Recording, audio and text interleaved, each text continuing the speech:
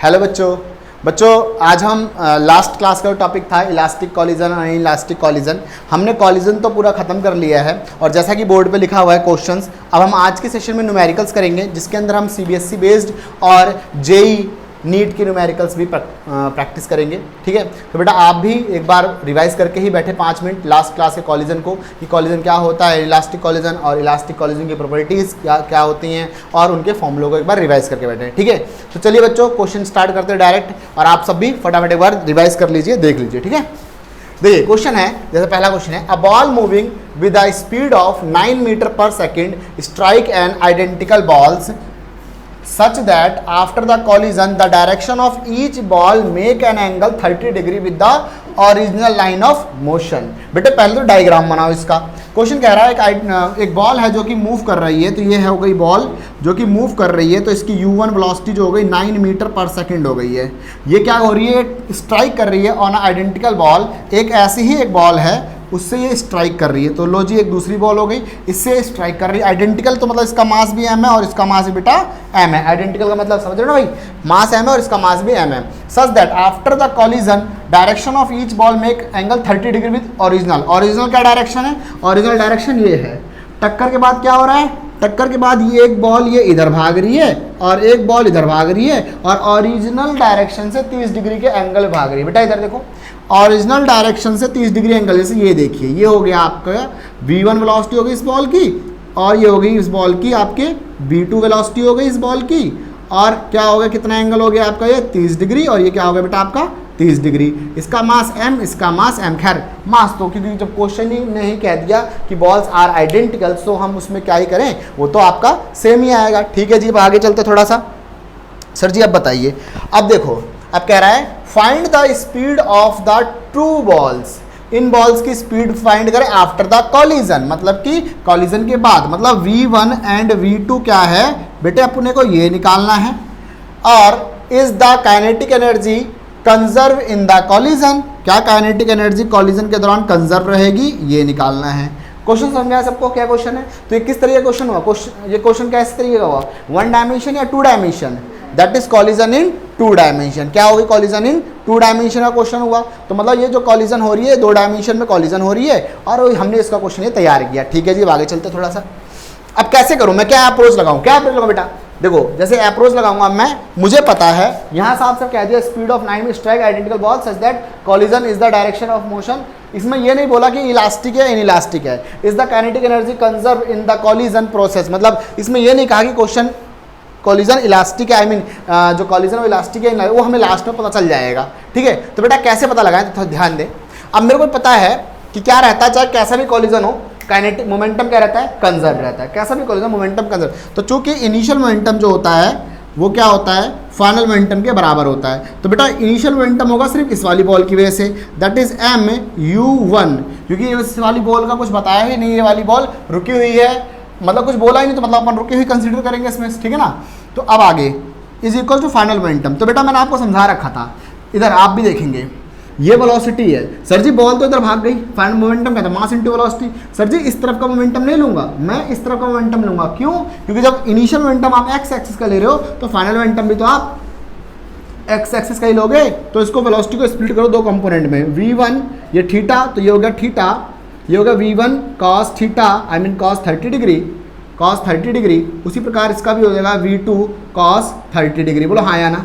तो इसका एक मोमेंटम होगा इस तरफ, इसका एक मोमेंटम होगा इस तरफ एक्स एक्सिस में, और एक मोमेंटम होगा इसका mv2 cos sin 30 degree, sin 30 degree, और इसका भी एक मोमेंटम y एक्सिस में होगा mv1 इस तरफ, mv1 sin 30 डिग्री। बेटे ये बात समझ में आती है कि नहीं आती, समझ में आती है, समझ में? पिछली क्लास में मैंने समझा रखा, पूरा कॉन्सेप्ट करा रखा है इस पर।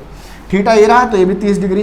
तो बेटा नेट फाइनल मोमेंटम क्या होगा, नेट फाइनल मोमेंटम हो गया mv1 cos 30 degree plus mv2 cos 30 degree. समझे कि नहीं समझे, है ना? m से m कॉमन आ जाएगा, तो m से m वैनिश हो जाएगा, पूरा m वैनिश हो जाएगा।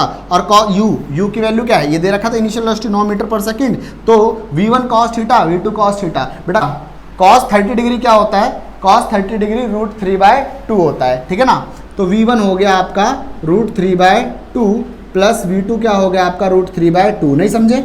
आया समझ में? अब V1 क्या आ जाएगा, कॉमन ले लेंगे V1, तो क्या बन जाएगा V1 और V2 और √3 जो कॉमन आ जाएगा √3/2, तो 9 इज इक्वल्स टू √3/2 इंटू में V1 प्लस में V2।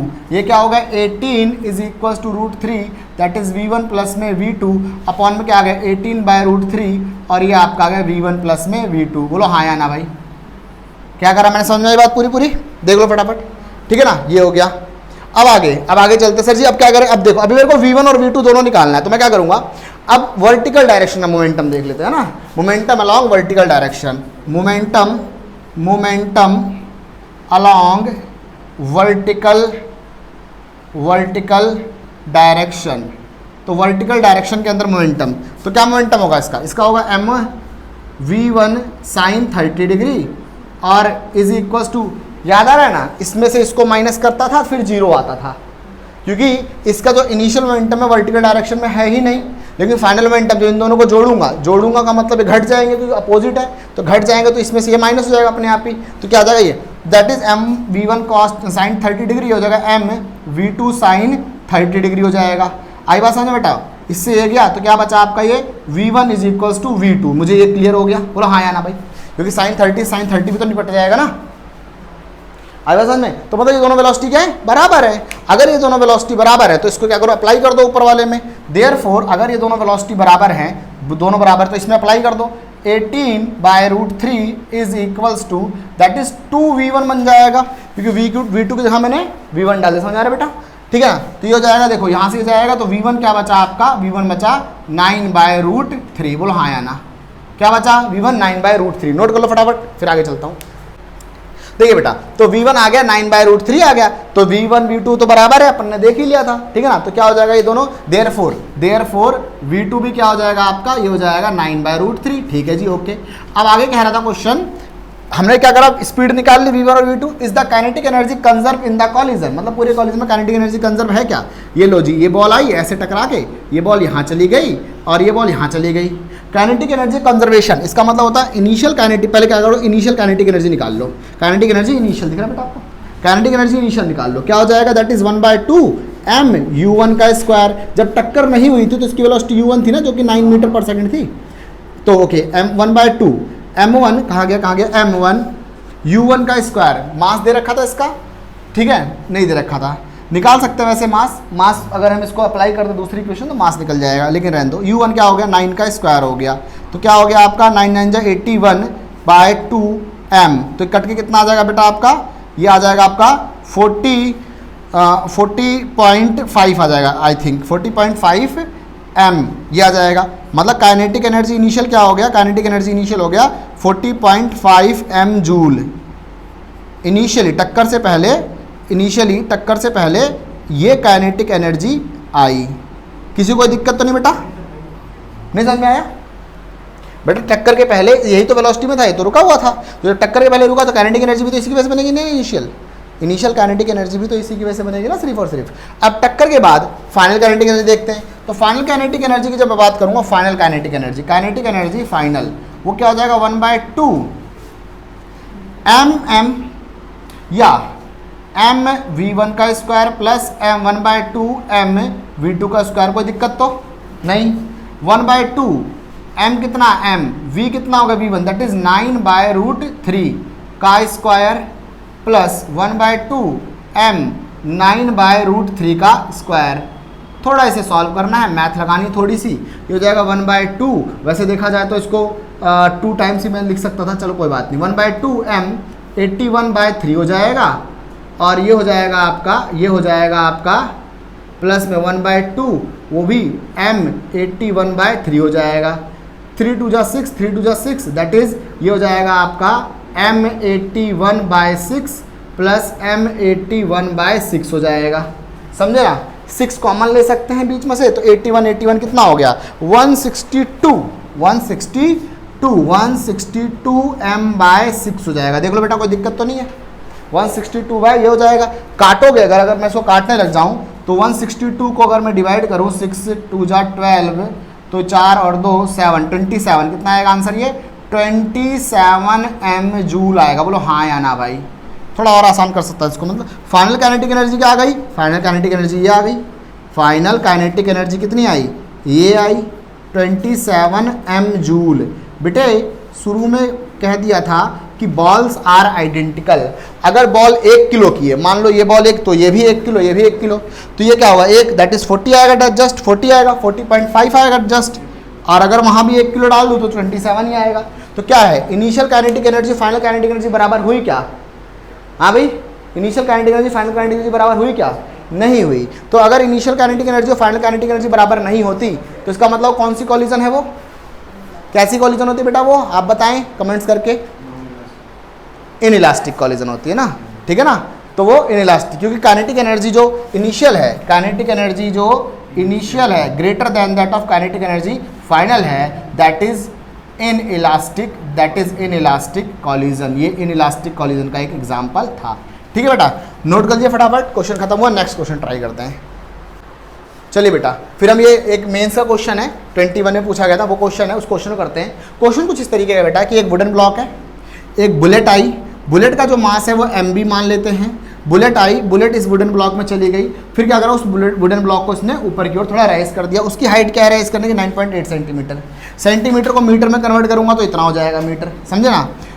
अब mass of that wooden block इतना है, बुलेट का मास इतना है। क्वेश्चन है the speed of bullet just before collision, मतलब जब ये यहाँ से टकरा रहा है ना, ये u किसी स्पीड से टकरा रहा होगा, मुझे वही स्पीड निकालनी है, मुझे वही स्पीड निकालनी है कि वो ब्लॉक से किस स्पीड से टकरा रहा है। तो कैसे निकालें, तो देखो क्योंकि कॉलिजन में है तो कोई भी मोमेंटम सब मोमेंटम कंजर्व रहता है, कॉलिजन किसी प्रकार का, ये तो अपने क्लियर है। तो देखिए अब लोग इनिशियल मोमेंटम क्या हो गया, दैट इज फाइनल मोमेंटम के बराबर हो गया। इनिशियल मोमेंटम कौन बना रहा होगा, इनिशियल मोमेंटम शुरू में बुलेट बना रहा होगा, है ना। तो initial momentum of bullet that is mass of bullet and velocity of initial velocity of that, और फाइनल मोमेंटम मतलब जब बुलेट इसके अंदर एंटर हो जाएगा तो भागेगा, दैट इज फाइनल मोमेंटम। तो क्या हो गया, मास इनटू में मास, कैपिटल मास हो गया उस लकड़ी का मास और स्मॉल मास हो गया बुलेट का मास, इनटू में कॉमन वेलोसिटी, वी वेलोसिटी से भाग रहा था ना, टकराने के बाद वी वेलोसिटी से भागेगा ना भाई वो, ठीक है जी।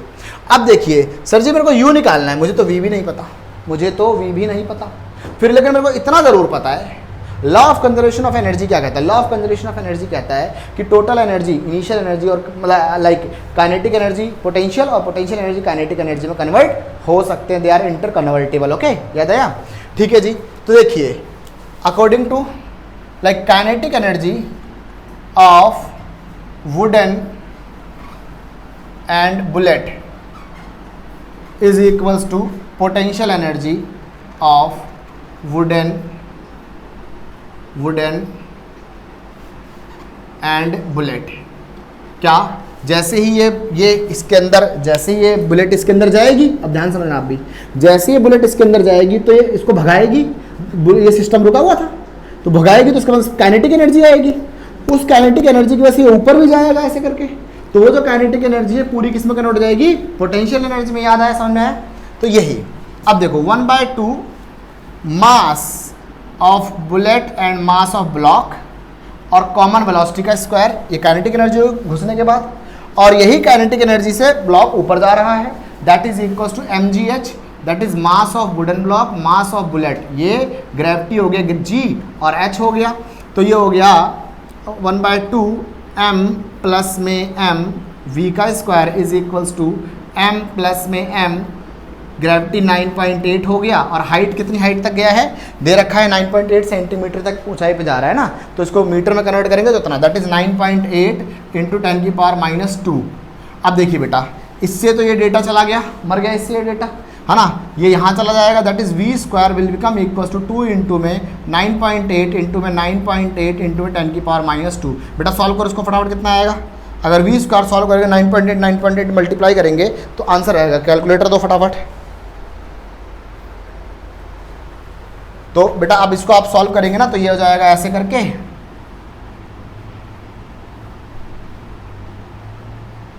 आप भी कर लेना बेटा रोक के वीडियो, तो v हो जाएगा 1.38 मीटर पर सेकेंड, आया समझ में, ये हो जाएगा फाइनल वेलोसिटी।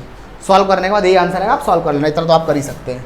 अब इसको उठा के, इसको फर्स्ट मान लो यहाँ से, इसको उठा के इसमें डाल दो, है ना, वी पुट इन फर्स्ट, अब इसको फर्स्ट में पुट कर दो, ठीक है ना। तो वी पुट इन फर्स्ट, पहले में डाल दो, that is mass of bullet u is equals to, अब थोड़ा दिमाग लगाओ, मैं ही करवा देता हूँ डायरेक्ट। मास जो है इसका 5.99 kg है और बुलेट का मास 0.01 kg है। जब दोनों जुड़ेगा तो 6 kg हो जाएगा कि नहीं हो जाएगा भाई, हाँ है ना, 6 किलोग्राम हो जाएगा ना। तो ये हो जाएगा 6 kg इंटू में नेट वेलोसिटी क्या होगा 1.38 बोलो हाँ या ना, आया समझ में। मास ऑफ बुलेट डालो, मास ऑफ बुलेट कहाँ गया 0.01 kg, 0.01 kg इंटू में u दैट इज 6 इंटू में 1.38, बेटा मल्टीप्लाई करके रखना, ठीक है ना, बताता हूँ। तो ये हो जाएगा, ये देखो नीचे आएगा तो 100 हो जाएगा, ये यहाँ जाएगा तो u क्या आ जाएगा, u आ जाएगा 6 इंटू में 1.38 मल्टीप्लाइड बाय 100। तो सॉल्व करोगे तो 6 इंटू में 138 आएगा, बेटा 138 से जब 6 को मल्टीप्लाई करेंगे तो कितना आंसर आएगा, 138 से 6 को मल्टीप्लाई करेंगे तो आपका आंसर कितना आएगा 831.6, कितना आएगा आपका 831.6 मीटर पर सेकेंड। और करके देख लो एक बार आप करके देख लो। तो देखो 831 कौन सा है, 831 6, देखो बेटा 6 आ रहा है लेकिन यहाँ 4 दे रखा है, तो ये बहुत नियरली इक्वल है, तो B is the correct option. क्या है करेक्ट ऑप्शन, क्या है बी है। आई बात समझ में, आपको समझ में आया सबको, आप सबको समझ में आया, ठीक है। चलिए बेटा नेक्स्ट क्वेश्चन करते हैं। तो चलिए बच्चों नेक्स्ट क्वेश्चन लेते हैं। नेक्स्ट क्वेश्चन के अंदर ये है कि भाई ऐसा क्वेश्चन बेटा, इससे पहले ना वो जो लास्ट क्वेश्चन था, लास्ट क्वेश्चन में एक बार देख लो, जो बच्चे बैठे हुए कह रहे हैं कि सर क्वेश्चन के अंदर 3 का एरर आ रहा है। तो जो वेलोसिटी निकली थी ना, जो मैंने 1.386, ये एक्चुअल वेलोसिटी 1.386 थी, बट 1.38 ही मैंने लिखा, राउंड ऑफ कर दिया उसको। बट जब आप 1.386 पूरा लिखोगे ना, एकदम सब कुछ लिखोगे 1.386, उस वैल्यू को आप 600 को आप मल्टीप्लाई करें 1.386 से करें, तब जाके आपका आंसर आएगा 631 पॉइंट, कितना था आपका आंसर 4 था ना, ये था, इतना आंसर आएगा। मैंने 1.38 को ही मल्टीप्लाई करा था इसलिए, ठीक है ना, इतना आया था 831, ठीक है बेटा, 831 के करीब ये आंसर तब आएगा जब आप इसको मल्टीप्लाई करेंगे। मैंने इतना ही किया था इसलिए 3 वैल्यू कम रहेगी, जब 6 को भी करोगे तो आंसर हो जाएगा, ठीक है ना। बट सबसे नियर जो आंसर होता है आप उसी के पास चले। अगर आप भी राउंड ऑफ करें, ये रियलिटी, अगर आप भी राउंड ऑफ करें मेंस वगैरह बेटा, अगर आप भी राउंड ऑफ करने लग जाएं तो जो सबसे नियर वाला आंसर है वही आंसर होगा कि आपने पीछे डिजिट छोड़ के आए हुए हैं। जैसे अगर मैं करने बैठा तो अगर मैं पीछे डिजिट छोड़ गया तो मुझे पता मैंने वहाँ छोड़ा था डिजिट, तो मैं उसी के आगे पहुंच जाऊंगा। और देखो सबसे नियर यही आंसर था, 828 के बाद 31 ही आएगा, तो 0.3 का या 3 का जो फर्क आएगा उसी वजह से आया था फर्क। आया समझ में बेटा, उसको कर लेना एक बार, 138.386 को मल्टीप्लाई करना, ना कि 1.38 को करना, ठीक है। चलिए देखिए बेटा, अभी ये क्वेश्चन, एक और क्वेश्चन है, मेंस में पूछा गया था, 20 में पूछा गया था, ठीक है। तो ये देखिए, ये क्वेश्चन कुछ ऐसा है कि ना, ये मास m है जो कि ui से, ये ui वेलोसिटी समझिए क्या होता है, आई बोले तो x एक्सिस, उसकी initial velocity along x axis है, वो मूव कर रहा है। एक 10 m की बॉडी है, वो रेस्ट पे है, ठीक है ना। बहुत बड़ा क्वेश्चन था तो मैंने इस छोटे से पार्ट उतार दिया। वो रेस्ट पे है, तो ये रुका हुआ है, ये रुका हुआ है, टक्कर के बाद ये θ1 से चला गया, θ2 से चला गया। तो क्वेश्चन ये है, इफ़ इट कोलाइड इलास्टिकली, अगर हाँ अगर ये कोलिजन इलास्टिक हो रहा है तो इलास्टिक में अब याद आना चाहिए, kinetic energy conserve, momentum conserve, ठीक है, सब कंजर्व रहेगा। तो elastically then move with half of इस इनिशियल काइनेटिक एनर्जी, मतलब इलास्टिकली कोलाइड हुआ और जो फाइनल काइनेटिक एनर्जी है वो उसकी इनिशियल काइनेटिक एनर्जी से आधी है, ठीक है ना। देन कहाँ गया, it collide elastically then it move with half of initial kinetic energy, that is ये इस बॉल के लिए है, ये इस बॉल के लिए है, mass for mass just m, इसके लिए बेटा। ये जो डेटा है ना इसके लिए बस, कि ये बॉल आई, ये इससे टकराई, शुरू में जो काइनेटिक एनर्जी थी, टकराने के बाद इसकी काइनेटिक एनर्जी उसकी आधी हो गई, शुरू की काइनेटिक एनर्जी की आधी हो गई काइनेटिक एनर्जी। क्यों आधी होगी, क्योंकि कोलिजन इलास्टिक है तो अपनी एनर्जी इसमें भी तो ट्रांसफर करी होगी ना, सिंपल सा फंडा है। बहुत लंबा क्वेश्चन था, लिखा नहीं, उसके अंदर मैंने आपको जोड़ कर दिखा दिया। ये सारा if it is collide elastically then move with half of initial kinetic energy that is 4 mass m mass के लिए है सिर्फ ये। अब आया समझ में, पूरा क्वेश्चन समझ में आया, ठीक है। अब आगे चलते हैं। अब देखिए, अपने को पता है मोमेंटम, चूंकि मोमेंटम कंजर्व, चूंकि initial momentum is equals to final momentum, elastic collision है। सर जी देखिए, ध्यान दीजिए, 10 m है, ये रहा, ये m ये रहा। अब यहाँ से ये जाएगा इधर, यहाँ से ये जाएगा इधर, यहाँ से ये जाएगा इधर, यहाँ से ये जाएगा इधर। तो अपन इसको ऐसे नाम दे देते हैं, अब दैट इज θ1, और ये हो गया इस तरीके से यहाँ से, दैट इज θ2, बोलो हाँ या ना। हो जाएगा ऐसे करके। तो ये थीटा 1 हो गया और ये थीटा क्या हो गया 2 हो गया। तो अब देखिए क्या हो गया, इस तरफ जो मोमेंटम बनेगा हॉरिजॉन्टल डायरेक्शन में जो मोमेंटम बनेगा वो क्या बन जाएगा, मास mv cos theta 2 mv cos theta 1, और वर्टिकल डायरेक्शन में जो मोमेंटम बनेगा mv sin थीटा 1, और ये बन जाएगा mv sin थीटा 2। बोलो समझ में आ रहा है कि नहीं आ रहा, बोलो समझ में आ रहा है कि नहीं आ रहा, हाँ या ना भाई, क्लियर है, समझ में आ रहा है कि नहीं आ रहा। अब इसकी वेलोसिटी अगर मैं v1 मान लूँ, यहाँ इसकी वेलोसिटी v1 मान लूँ और इसकी वेलोसिटी अगर मैं v2 मान लूँ, इसकी वेलोसिटी अगर मैं v2 मान लूँ तो बेटा v1 क्या हो जाए, that is m1 v1 m1 v1 m1 v1 m1 v1 m1 v1, ये हो जाएगा m2 v2 और ये m2 v2 हो जाएगा, ऐसे हो जाएगा। समझे, आ रहा है समझ में, ठीक है जी। डायग्राम समझ में आ गया सबको। अब हॉरिजॉन्टल डायरेक्शन मोमेंटम है ना, initial momentum along horizontal direction, ये हो जाएगा m u हो जाएगा, m और इसके साथ u लग के हो जाएगा, बोलो हाँ या ना, आया समझ में। और हॉरिजॉन्टल डायरेक्शन में मोमेंटम और कॉलिजन के बाद फाइनल मोमेंटम क्या हो जाएगा, ये हो जाएगा m v1 cos थीटा 1, और बेसिकली इसका जो मास है वो 10m है, ये जो मास गया ये गया 10m गया, ये जस्ट m जा रहा है, मतलब इधर 10m हो गया, इधर 10m हो गया। देखिए बेटा ये 10m वाला इधर जा रहा है, m वाला इधर जा रहा है, तो इसका हो जाएगा आपका जस्ट m और ये जाएगा 10m, प्लस में इसका गया 10m v2 cos थीटा 2। समझ में आ रहा है कि नहीं आ रहा भाई, हाँ, ये हो जाएगा। तो ये हो गया हॉरिजॉन्टल डायरेक्शन का मोमेंटम। सिमिलरली इन ये हॉरिजॉन्टल डायरेक्शन का हो गया, हॉरिजॉन्टल डायरेक्शन का हो गया, in vertical direction, in vertical direction, vertical direction में क्या मोमेंटम हो जाएगा, वर्टिकल डायरेक्शन में हो जाएगा इसका, देखिए 10m वाले का मोमेंटम इधर और इसका मोमेंटम इधर है ना, बराबर 0, क्योंकि ये तो लीनियर आ रहा है तो इसका तो वर्टिकल मोमेंटम है ही नहीं, ठीक है। अब ये हो जाएगा आपका, ये हो जाएगा 10m v2 sin theta 2 is equals to m v1 sin theta 1। बोला हाँ या ना, माइनस होता बराबर 0 फेंकता, मैं डायरेक्ट भेज दिया, क्योंकि जो इस तरफ का मोमेंटम उस तरफ का मोमेंटम क्या रहेगा, बराबर रहेगा, ठीक है ना। अब ये आ गया m से m चला गया, m से m चला गया, तो हो गया ये आपका 10m I mean 10 v2 sin theta 2 is equals to v1 sin theta 1, ये हो गया। हाँ, थोड़ा सा और मैं v1 और v2 को तो अपने को पता ही नहीं, आइडिया ही नहीं है, तो अब क्या करूँ सर, मैं अब एक काम करता हूँ, मैं इसे काइनेटिक एनर्जी देखता हूँ, क्योंकि काइनेटिक एनर्जी का हमको डेटा दे रखा है, कह रखा है कि जो इनिशियल काइनेटिक एनर्जी, जो m की इनिशियल काइनेटिक एनर्जी होगी ना, इनिशियल काइनेटिक एनर्जी कॉलिजन के बाद उसकी काइनेटिक एनर्जी आधी हो जाएगी m की, सिर्फ m की। तो बेटा एक चीज़ सोचो कि अगर मैं यहाँ लिख देता हूँ, रफ में लिख दे रहा हूँ, उसको बाद में करूँगा। अगर मान लो कि इसकी काइनेटिक एनर्जी इनिशियली होगी हाफ m u स्क्वायर हो जाएगी, बोल हाँ या ना। कॉलिजन के बाद, टक्कर के बाद, जिसकी इसकी वेलोसिटी v1 हो गई ना, वेलोसिटी, जो final kinetic energy of this ball पहले की आधी हो जाएगी, तो इसका मतलब 1/2 m u का स्क्वायर डिवाइडेड बाय 2। बोलो समझ में आ रहा है कि नहीं आ रहा, देखो ये इस वाले बॉल की इनिशियल काइनेटिक एनर्जी उसकी आधी हो गई टक्कर के बाद। सिर्फ एक बॉल की बात कर रहा हूं मैं, दूसरी बॉल की बात नहीं कर रहा, अभी समझना बात ध्यान से। इसका मतलब कॉलिजन के बाद जो ये वाली बॉल है जिसका मास सिर्फ m है, उसकी फाइनल वेलोसिटी क्या हो जानी चाहिए कॉलिजन के बाद। It means after collision velocity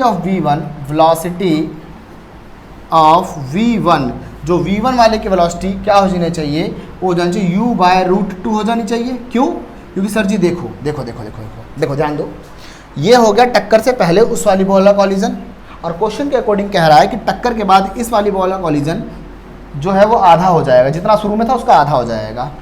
तो इसका मतलब अगर फाइनल काइनेटिक एनर्जी निकालता हूँ पहले वाली बॉल की, तो क्या हो जाएगा 1/2 m v क्या हो जाएगा, v का स्क्वायर, तो v1 का स्क्वायर, तो v1 का स्क्वायर जब डालूंगा तो ये आ जाएगा u²/2 आ जाएगा। बोलो हाँ या ना, रूट काट के बाहर आ जाएगा, तो बात तो ये आ गई ना घूम के, आधी हो गई कि नहीं हो गई। इसका मतलब कि जो इस वाले की जो वेलोसिटी होगी, फाइनल वेलोसिटी जो होगी पहले वाले की क्या बन जाएगी, u बाय रूट 2। बोलो हाँ या ना, है ना। तो हमें एक आइडिया आ गया कि फाइनल वाले की फर्स्ट वाले की फाइनल वेलोसिटी इतनी हो जाएगी, फर्स्ट वाले की फाइनल वेलोसिटी इतनी हो जाएगी। बोलो हाँ या ना, ठीक है ना। उसी प्रकार से अपन जानते हैं काइनेटिक एनर्जी कंजर्व रहेगा, चूंकि काइनेटिक एनर्जी कंजर्व, तो इसका मतलब ये है इनिशियल काइनेटिक एनर्जी बराबर होगा फाइनल काइनेटिक एनर्जी। ध्यान देते रहना, इनिशियल काइनेटिक एनर्जी कौन बना रहा है, सिर्फ ये बना रहा है, दैट इज 1/2 mu का स्क्वायर। और फाइनल काइनेटिक एनर्जी बनाने का जिम्मा किसका है, इसका और इसका दोनों का है। 1/2 mv1 का स्क्वायर, जो कि v1 ये हो गया, और 1/2 10m, क्योंकि इसका मास तो 10m है ना, 10m v2 का स्क्वायर। बोलो हाँ या ना, आया समझ में। अब देखो 1/2 से 1/2 गया, ठीक है ना, m से m गया, सब जगह कट गया। देखो बचने वाली चीज़ ध्यान से देखते रहना, u square is equals to v1 का स्क्वायर इज प्लस में 10 v2 का स्क्वायर। बोलो समझ में आया कि नहीं आया। और u v1 मैं निकाल चुका हूँ, पहले समझा चुका हूँ, v1 ये बचेगा, v1 की फाइनल वेलोसिटी ये बचेगी। तो u का square is equals to u by root 2 का स्क्वायर प्लस में 10 v2 का स्क्वायर, ये आ जाएगा। अब इसको थोड़ा सॉल्व करूँगा तो ये आपका हो जाएगा u का square is equals to u square by 2 is equals to 10 v2 का स्क्वायर। समझे कि नहीं समझे। अब ये यहाँ जाएगा, क्या होगा, पहले तो इसको पूरे के नीचे ले लो, तो ये अगर ऐसे भी ना करे तो ऐसे कर लो, u स्क्वायर माइनस में u स्क्वायर बाय 2 जंप करा के यहाँ ले आया, that is equals to 10 v2 का स्क्वायर। ये होगा 2u square minus u square, तो क्या बचा, u स्क्वायर 2 बचा इज इक्वल्स टू 10 v2 का स्क्वायर। और यहाँ से v2 की वैल्यू आ जाएगी, v2 की वैल्यू निकल के आ जाएगी u स्क्वायर बाय 20। बोलो हाँ कि ना। तो मतलब v2 की फाइनल वेलोसिटी निकल के आ जाएगी आपकी u बाय रूट 20, क्योंकि स्क्वायर हटाऊंगा तो रूट चढ़ जाएगा। बोलो हाँ या ना। सर जी यहाँ से मेरे को u1 की वेलोसिटी मिल गई, u1 की वेलोसिटी डेटा ने दे रखी थी, डेटा ने खुद ही कह दिया था कि जो टक्कर के बाद इसकी फाइनल काइनेटिक एनर्जी होगी इनिशियल की आधी हो जाएगी, और आधी तभी हो पाएगी जब उसकी फाइनल वेलोसिटी इनिशियल का रूट 2 टाइम्स हो जाए। बोलो हाँ या ना, समझ रहे हो ना। तो ये हो गई इनिशियल वेलोसिटी इसकी, हो गई मतलब फाइनल वेलोसिटी v1 की, और ये फाइनल वेलोसिटी v2 की होगी। अब इन वेलोसिटी को उठा के आप किस में डाल दो, साइन थीटा वाली टर्म में डाल दो, इस वाले में डाल दो। v1 आ रखा है, v2 आ रखा है, लो जी डाल दो। बोलो समझ में आ रहा है कि नहीं आ रहा, रफ कर दो इसको पहले, हो गया। देखो बेटा, अब मैंने v1 और v2 दोनों निकाल लिया। अब v1 v2 निकाल के इस वाली इक्वेशन में डाल दो फर्स्ट में, है ना। v1 and v2 put in first में डाल दो। तो ये हो गया 10 v2 कितना आ गया बेटा, u बाय रूट 20 आ गया, और साइन थीटा 2 आ गया इज इक्वल्स टू v1 कितना आ गया, v1 कहाँ गया, u बाय रूट 2 आ गया, साइन थीटा 1 आ गया। बोलो हाँ या ना, ठीक है ना। बेटा इधर देखो, if sine theta 1 is equal to root 2 times of sine theta 2 हो, कंपेयर कर रहा तो अपने क्या निकाल, n की वैल्यू निकालनी, क्या निकाले, n की वैल्यू। तो u से तो u खल्लास हो गया। अब इसको थोड़ा सा इंटरचेंज कर लेता हूँ, थोड़ा इस फ्रेम में लिख लेता हूँ। अगर मैं इसको इधर लिख लूँगा, sine theta 1 divide by root 2 is equals to 10 by 20 under the root 20 sine theta 2। तो सेम हो रहा है कि नहीं हो रहा, साइन थीटा ये रहा, साइन थीटा 2 ये रहा n, तो ये रहा पूरा n। बेटा ये भी इसको साथ में भेज दो यहाँ पर। तो अब इसको क्या करता हूँ, sine theta 1 is equals to, नीचे डिवाइड में सामने मल्टीप्लाई में जाएगा, 10 root 2 divided by 20 under the root 20 sine theta 2 हो गया। बोलो हाँ या ना। ये दोनों सेम कर दिए कि नहीं कर दिए। क्वेश्चन था ये नहीं था, क्वेश्चन था कि भाई आप इसके अंदर जो n है ना उसकी वैल्यू बताओ। तो इसका मतलब मैं कंपेयर करूंगा तो इसका मतलब रूट n जो होगा आफ्टर कंपेयरिंग इस इक्वेशन को वहाँ से कंपेयर करो, तो रूट n जो हो जाएगा उस पूरे के बराबर जो है 10 रूट 2 डिवाइड बाय रूट 20। बोलो हाँ या ना भाई। मेरे को रूट n थोड़ी निकालना था, मुझे तो n निकालना है। क्या कर दो, स्क्वायर बोथ साइड। तो स्क्वायर बोथ साइड कर दो, स्क्वायर बोथ साइड। जैसे ही आप स्क्वायर करोगे दोनों तरफ तो आपको क्या मिल जाएगा, यहाँ से मिल जाएगा, ये तो रूट काट देगा, ये बन जाएगा n बन जाएगा, और ये देखो स्क्वायर करेंगे 100 हो जाएगा, 100 मल्टीप्लाई, बेटा ये अपना रूट काट के बाहर निकल जाएगा, 2 बच जाएगा, और ये अपना रूट काट के बाहर निकल जाएगा, ये 20 बच जाएगा। बोलो हाँ या ना, है ना। 10 बच जाएगा और 10 से 10 जाएगा, n की वैल्यू क्या आ जाएगी 10, n की वैल्यू क्या आ जाएगी 10। तो ये है n की वैल्यू। नोट कर लो बेटा फटाफट, बंद कर दो। देखिए बेटा, ये क्वेश्चन है। अभी अगला क्वेश्चन करते हैं। ये मेन से पूछा गया, 20 में पूछा गया था। Two bodies of same mass are moving, mass same है, ध्यान रखना, m1 m2 बराबर m, मतलब आइडेंटिकल है बिल्कुल body, with same speed but different direction, मतलब सेम स्पीड है, वेलोसिटी भी सेम है, डायरेक्शन अलग है, मूव कर रहे हैं। After collision they move together, नालायक कहीं के, thereafter with a final वेलोसिटी v is half of their initial velocity. ध्यान देना इलास्टिक कॉलिजन, कैसा कॉलिजन है कह रहा है, इलास्टिक कॉलिजन है। मतलब देखो, ये बॉल ये आई, ये बॉल ये आई, दोनों अलग अलग डायरेक्शन में मूव करके आ रही थी, इधर से ये आई, इधर से ये आई, कॉलिजन हो गया। कॉलिजन के बाद and move together thereafter, अब दोनों साथ साथ मूव करने लग गए, ध्यान देना, and move together thereafter with the final velocity which is half of their initial velocity. अगर इसकी initial velocity u I mean v0 है, मैं v0 लेता हूँ, अगर इसको कह रहा कि भाई दोनों की वेलोसिटी भी सेम है, ये भी क्या रखा था, सेम स्पीड है, देखो सेम स्पीड है ना, दोनों की स्पीड भी सेम है, तो अगर इसकी v0 तो इसकी v0, लेकिन टक्कर होने के बाद जो फाइनल वेलोसिटी है वो क्या होता है, v0/2, क्योंकि क्या कहा क्वेश्चन ने, final velocity which is half of their initial velocity. Final velocity क्या हो गई, इनिशियल वेलोसिटी आधी हो गई, ठीक है ना। The angle between initial velocities of two bodies in degree, अब इन दोनों के बीच में एंगल कितना है, इन दोनों के बीच में एंगल कितना है, समझे ना। तो चलिए करते हैं, क्या करें सर जी, इसका मास दोनों का m है, लो जी m मास लेते हैं। फिर वो मैं वही कहूँगा कि जो चाहे कॉलिजन इलास्टिक हो चाहे कॉलिजन इनइलास्टिक हो, मोमेंटम तो कंजर्व रहता है ना। तो इसका मतलब इनिशियल मोमेंटम जो होगा बराबर होगा फाइनल मोमेंटम के। इनिशियल मोमेंटम क्या होगा, देखिए ये वेलोसिटी इधर जा रही है तो इसका कंपोनेंट इधर जाएगा, एक कंपोनेंट इधर जाएगा, थीटा इसका मतलब तो थीटा और इसका मतलब थीटा समथिंग, ठीक है ना। मूविंग क्या कर रहा है, same mass but in different direction, different direction theta आ रहा होगा ऐसे करके, समझे ना। अब इसका थीटा ये हो गया, उसी प्रकार जब ये इधर जा रहा है इधर जा रहा है ऐसे करके, इसका थीटा ये हो गया, बोलो हाँ या ना, ठीक है। ओके, अब इसका हो गया मोमेंटम इस तरफ, ये हो गया मास v0 cos थीटा, बोलो हाँ या ना, और इसका मोमेंटम हो गया m v0 cos थीटा, बोलो हाँ या ना। बोलो समझ में आया कि नहीं आया, पहले बताओ। cos थीटा, इसका मोमेंटम इस तरफ हो गया, जो नीचे आ रहा है इधर हो गया, इसका मोमेंटम जो इधर जा रहा है इधर हो गया। अब नेट इनिशियल मोमेंटम क्या हो गया, ये हो गया m v0 cos theta plus m v0 cos theta बराबर होगा, मुस्कान इधर देखो।